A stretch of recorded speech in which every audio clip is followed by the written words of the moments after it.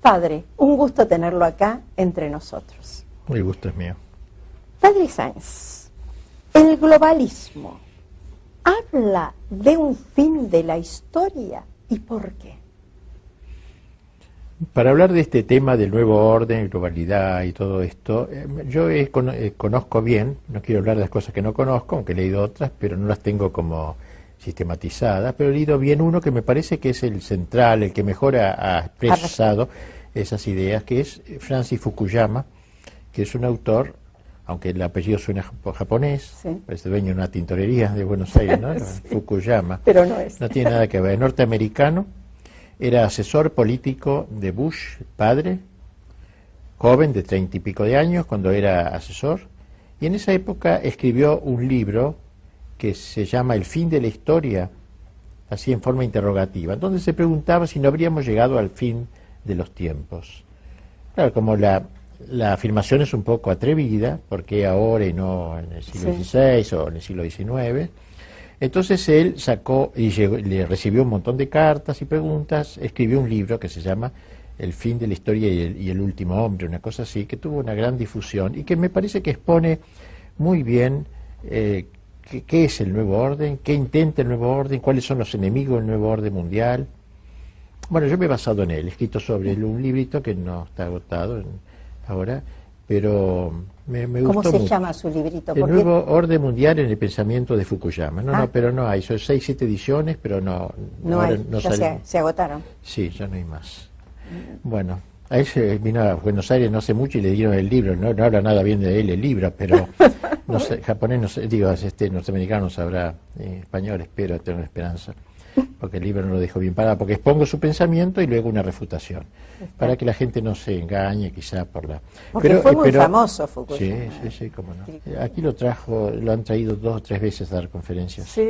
Ahora ya tendrá 50 años. A empresarios. Sí, puede ser. Tendrá 50 años, pero empezó bastante más joven. Y luego ha escrito otros libros. Pero este es muy, muy bueno, muy interesante, porque expone, para mí, de una manera completa. Es un libro escrito al estilo muy moderno, que yo no lo conozco, porque soy un poco anticuado en eso, en donde uno tiene, uno que le trabaja un capítulo, otro, él lo leerá después, pero no hay un pensamiento demasiado ordenado, no tiene un pensamiento, como podríamos decir,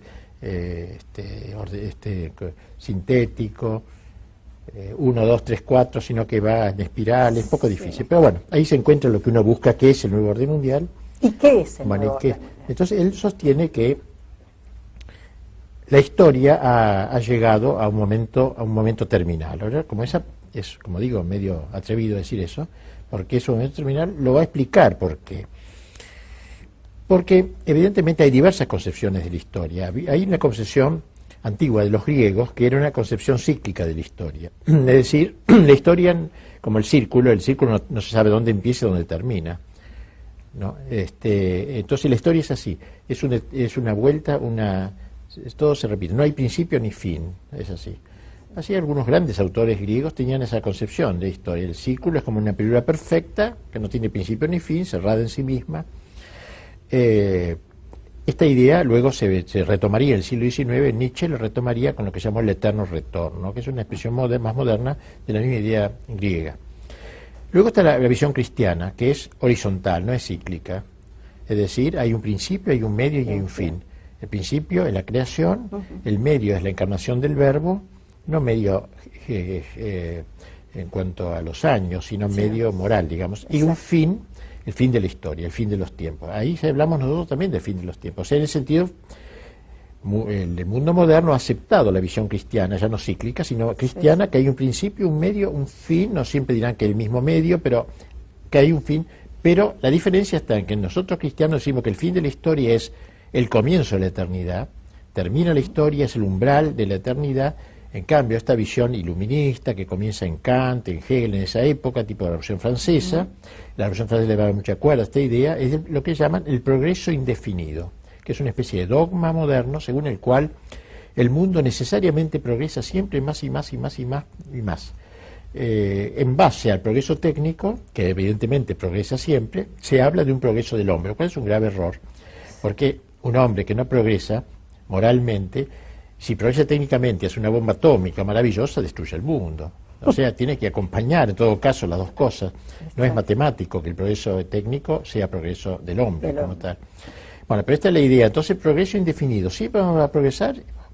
Según Fukuyama, él se nuclea en esta segunda visión, esta visión iluminista y hasta marxista, porque Marx va a hablar del paraíso en la Tierra. Exacto, No allá que no existe, todo, sí. claro, no en el mundo transhistórico que no existe, sino en la Tierra. Entonces, él que es liberal, porque es de Estados Unidos, de las corrientes liberales de Estados Unidos, él sin embargo asume a Marx como uno de los padres de su pensamiento, padres de la globalización, uno de ellos. También lo pone aquí a Kant, creo, y a Hegel y a los grandes pensadores alemanes del subjetivismo alemán.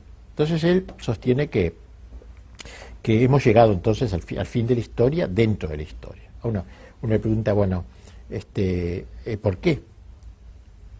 Y bueno, porque él dice que hemos llegado a la felicidad total. Y saca, sí, no sé, causa gracia para nosotros, pero...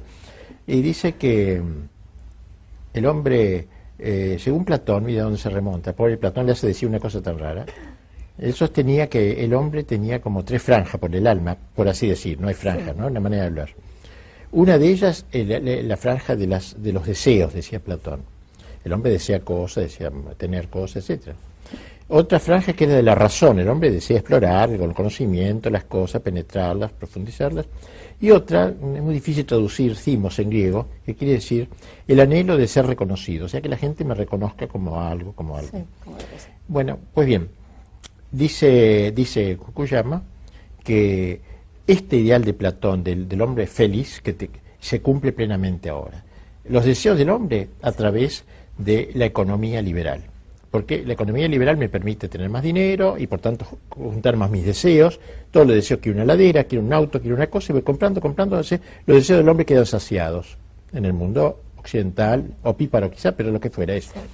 El ámbito de la razón también, a través de creo que dice de la política liberal. Porque a los partidos que uno piensa una cosa, la razón se ocupa y se tranquiliza.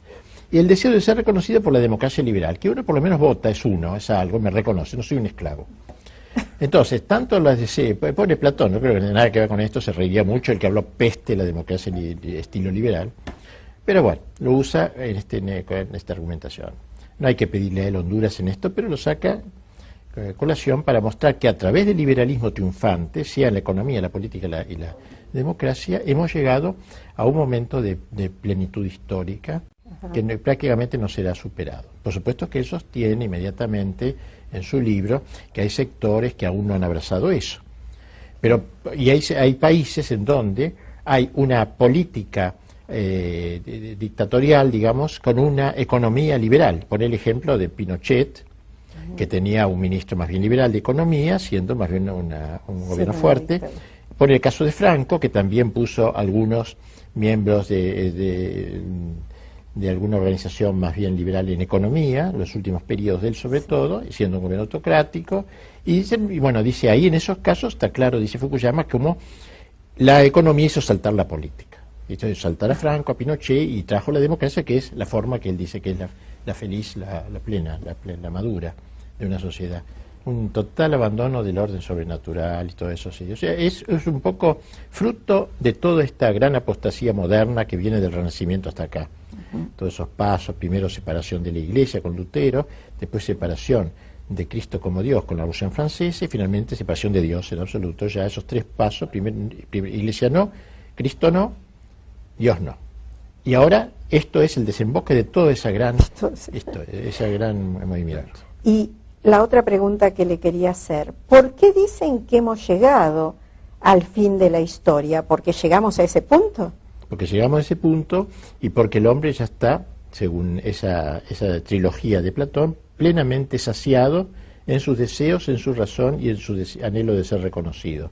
Y si está plenamente saciado, no va a querer cambiar. Dice, antiguamente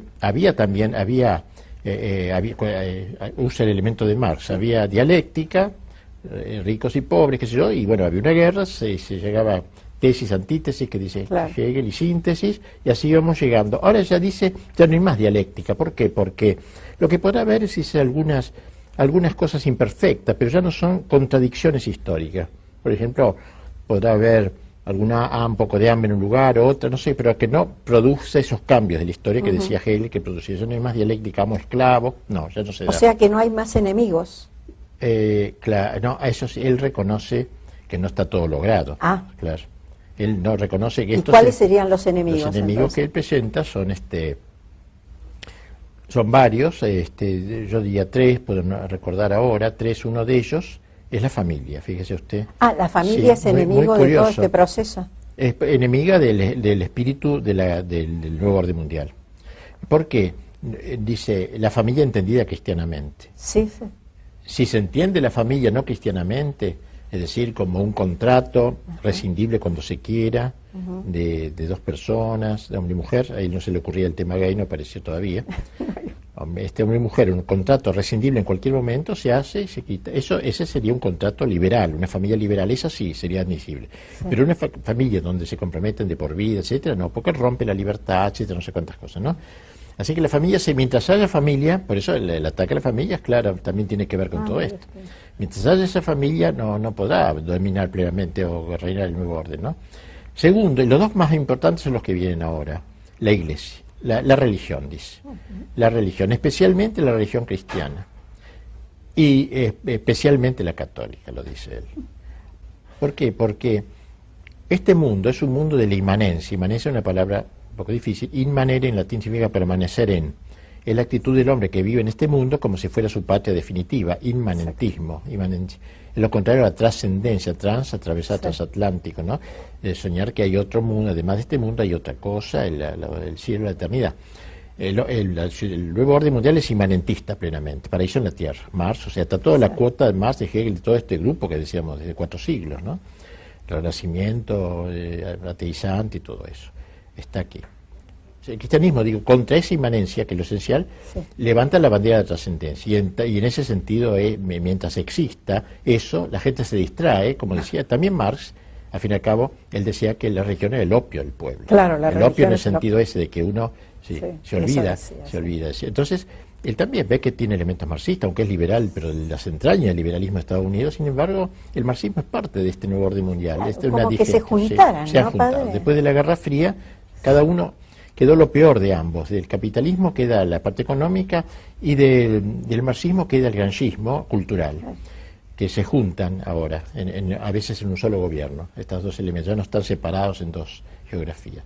Bueno, y el tercer enemigo es la patria, las patrias. La patria. Las patrias en general, la existencia de patrias, porque mientras haya patrias no habrá lo que él llama el Estado universal y homogéneo, es una fórmula que él inventó, sacada de Hegel, no sé de dónde, Estado universal y homogéneo, o sea, en todo el mundo más o menos pensaremos lo mismo, vestiremos igual, comeremos los mismos chicles. Todos uniformados. No lo dice así con estas palabras, yo lo ridiculizo un poquito, pero sí, el mismo idioma hablaremos, el inglés obviamente, me imagino, y así, o sea, universo universal y homogéneo. Las patrias rompen esto, precisamente porque las patrias son idiosincrasias nacionales, etcétera. Entonces, hay que liquidar las patrias para esto. Ahora, dice una cosa más horrible que esa todavía, porque dice, la Iglesia podrá ser, el cristianismo, el catolicismo podrá ser aceptable si está dispuesto a renunciar a afirmar que es la verdad. O sea, no sé si lo dice con las palabras, pero la idea es la verdad. Es decir, él quiere que diga que es una verdad más. Claro. Que sea como una asociación, como el Jockey Club, una asociación dentro del Estado, como una más. Bueno, pero eso es imposible porque Cristo no dijo yo soy una verdad, soy la verdad. La verdad. No hay más y la que vida. Una, y claro, y el camino, no hay otros caminos, ¿no? Así que si la Iglesia está dispuesta a eso, es decir, si la Iglesia adultera, ¿no? Vamos a decir, moralmente adultera, si la Iglesia está dispuesta a eso, sería aceptable el nuevo orden mundial. Si la Iglesia estuviera dispuesta a echar agua bendita sobre el nuevo orden, sin exorcizarlo previamente, como se debe hacer en todo bautismo bien elaborado, la Iglesia en ese caso solamente sería, si no hace eso no es aceptable. Y las patrias también. Las patrias podrían ser aceptables con tal que pierdan su idiosincrasia nacional, no lo dice tal cual, su identidad, casi su lengua, sus fronteras, y que quede de las patrias un recuerdo. Por ejemplo, y dice esto sí que lo dice expresamente, que quede, por ejemplo, de Francia. ¿Qué será Francia? Francia será el país donde hay quesos exquisitos. O sea, no es la Francia de San Luis, de Carlomagno, de los grandes héroes, de los grandes escritores, de Molière, todo eso no. Sino ¿qué queda de Alemania? Alemania, las salchichas y la cerveza, textualmente. O sea, la Alemania de Wagner, la Alemania de Goethe. Esa no existe. No existe el Sacro Imperio Romano Porque Germánico. esa trasciende. Claro. Así que si las patrias están dispuestas a renunciar a eso y quedarse con estas cositas, la Argentina quedaría con el tango, qué sé yo con qué, con Maradona, y se acabó. Entonces, andamos si es cerca, así, padre, andamos cerca. Y entonces sería aceptable en un nuevo orden mundial. Pero eso sería la destrucción de las patrias. O sea, es interesante ver que los enemigos, ¿no? ¿Quiénes son los enemigos? Me apuntan bien claro. No somos nosotros los que decimos, lo dice él. Claro. Claro, lo dice un líder internacional. Claro, un pensador, del poder mundial, ¿no? ¿Cuáles son, padre, los errores de este pensamiento mundialista? Sí, bueno, habría un error antropológico también del hombre, el concepto del hombre, ¿no? El concepto del hombre que tiene Fukuyama es un concepto inmanentista, de un hombre sin raíces en la tierra, sin raíces en la patria, sin arraigo, sin raíces en Dios. Raíces arriba. Sí, ni en la patria, ni en Dios, ni en la tierra propia, claro. Porque es un hombre universal y homogéneo. Es decir, podría estar acá en Afganistán, en cualquier parte, lo mismo, no hay patria, no hay arraigos. La pérdida de los arraigos es una cosa muy típica de la iluminación moderna, todo el iluminismo moderno. Así que un concepto del hombre equivocado, un homo faber, también un hombre del trabajo, que no es un hombre contemplativo para nada, es un hombre fáctico nomás, que vive de los deseos esos que él decía, tener heladera, cambiarle el auto, y nada más que esos pensamientos, no tiene ninguna elevación prácticamente. Él llega a decir un momento una cosa muy interesante al fin del libro, que llama mucho la atención. Dice, el hombre del nuevo orden, sin embargo, dice, después de tantos elogios, va a ser un hombre, dice, que no tiene grandes valores para vivir. Como no le interesa ni Dios, ni la patria, ni nada, no tiene grandes valores. Así que antes los hombres tenían valores por los cuales vivir y morir, decía. Pero ahora, ¿por qué va a morir uno? No va a morir por una heladera, nadie va a morir por una cosa así. Entonces, ¿qué va a pasar? Dice, será una época de aburrimiento. Me llamó mucho la atención. Entonces, que lo diga él. Y me acordé mucho de una frase del gran Dostoyevsky, que decía en una de sus novelas, decía, el mundo va a morir de un gran bostezo, un bostezo metafísico, no un bostezo de cansancio de un día, un bostezo profundo, sustancial del hombre que no le ve sentido a la vida. Así que él lo dice, es muy interesante que él mismo se dé cuenta de que esto no conduce a un paraíso en la tierra, a una felicidad en la tierra. Ni en la tierra ni más allá, porque él no cree en más allá. No existe más allá, no hay más que acá, más acá. Sí. O sea que más yo me acuerdo, tétrico todavía, ¿no? Estando viajando una vez por Rusia, no tiene mucho que ver, pero me acuerdo. Estaba con Rusia con un grupo, y entonces ellos eran en la Unión Soviética, la época soviética. Ellos eran muy matemáticos, a esta hora un refresco, había sido un calor bárbaro y no querían dar refresco porque no era la hora. Y íbamos con un grupo de italianos que son muy de comer, y lo único que les gusta los paseos, la comida, las cosas. Bueno, importaba un pito el arte y teatro, el arte de los iconos, eso le interesaba comer. Bueno, y una mujer le dijo esta pregunta magnífica a la guía: señora, ¿no se va a enojar si le pregunto una cosa? Y no. Dígame, dice, ya que ustedes no creen en el otro mundo, ¿por qué no hacen un poquito más feliz a este? Estuvo graciosa. Hay una frase metafísica muy profunda. Yo la repito mucho, me encanta esa frase, la pegó. La acertó. La otra se sonrió, quedó ahí un poco, no sabía qué decir. Eso. Después es un error también en el sentido de la globalización, porque no es que nosotros tengamos que estar en contra de un mundo global, pongamos, porque el mundo medieval, el mundo de la cristiandad fue también global. Exacto. De algún modo, todas las patrias se conectaban. Yo pasaba de la Francia antigua a Alemania, no tenía documentos, mostraba a veces un recuerdo de que había ido a Santiago de Compostela, porque en el viaje, que era como decir de dónde soy, nada más, pero no había aduanas, era como una unidad internacional, había una moneda común, había hasta un idioma común, el idioma de la cultura era el latín. Un chico podía estudiar, Santo Tomás enseñaba en Colonia, en Londres y en París, y en Roma, y hablaba el latín siempre, y los chicos le entendían. En Francia, en París, está un barrio que se llama Quartier Latin, el barrio latino, porque ahí los chicos que salían de la Sorbona hablaban latín, y los que pasaban no sabían, ¿qué es eso? Latín, le decía. Entonces, barrio latino. Era un idioma común, así que había muchos elementos comunes. Ahora se quiere hacer también, se intentó con el esperanto. ¿no? Un idioma común. O sea, no es malo la globalización, pero lo que es malo son las bases en las que quiere fundar esta globalización. Sin cristianismo, sin patrias, eso es lo falso, eso es lo que nosotros estamos en contra. No es la idea en sí. Sí. Podemos pensar en un país, en países unidos, como podíamos pensar en Hispanoamérica, unidos en fuentes comunes, orígenes comunes y todo, ¿no?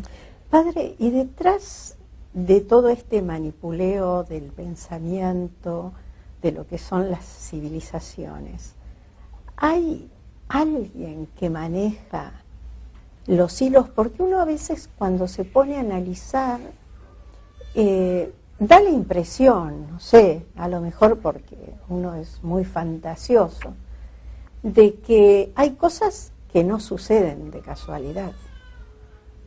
Absolutamente convencido de que es así. Mira, hay una persona inteligente, muy inteligente, argentino, se llama Salvucci, ha escrito algunos libros sobre estos temas relacionados. Él se fue a Estados Unidos, se metió en altas instancias, pero ahí a esa altura de Kissinger, a esa altura. Sí. Kissinger y todo está muy metido, Brzezinski en todas estas cosas, ¿no?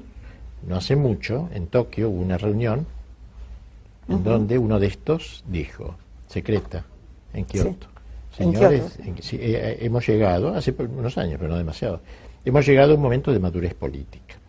Agradezco a los diarios aquí presentes, New York Times y otros diarios, el silencio guardado durante décadas de este proyecto, es el silencio tipo masónico. Este silencio guardado durante décadas. Ahora ya el mundo está maduro y se puede decir, se hace público. Interesante, eso trascendió, fue una infidencia porque se habló en secreto, pero eso se conoció. Bueno, yo lo publico en el libro ese texto, que lo saqué del Le Figaro, un diario francés. Sí. Pero es evidente que hay, este se metió, digo, en esas instancias y la idea sería esta, hay 2.000 o 3.000 personas, que más o menos, en la trilateral famosa, Estados Unidos, Japón, Europa, que manejan el mundo. O sea, no lo maneja Obama, ni siquiera Obama. Obama es un peón, digamos, un peón importante en todo caso, pero peón al fin de ellos. ¿Por qué a la vez en todo el mundo divorcio? ¿Por qué todo el mundo aborto? ¿Por qué de golpe los gays? Hasta ahora nos reíamos los gays en los colegios, ningún chico le gustaba que le dijeran eso. El maricón era el insulto. En España es una mala palabra todavía, eso era, ¿no? O sea, ¿por qué a la vez todas esas cosas en todo el mundo? ¿Qué pasa? ¿Cómo tan rápido? Hay alguien que maneja. Así como el padre Barriel, un padre jesuita de la época de la Revolución Francesa, escribió 4 volúmenes demostrando que la Revolución Francesa fue preparada punto por la masonería. O sea, claro, hay gente que dice eso es conspirativo, no hay mentalidad así, no, pero francamente es verdad. Bueno, muchísimas gracias, Padre Sáenz.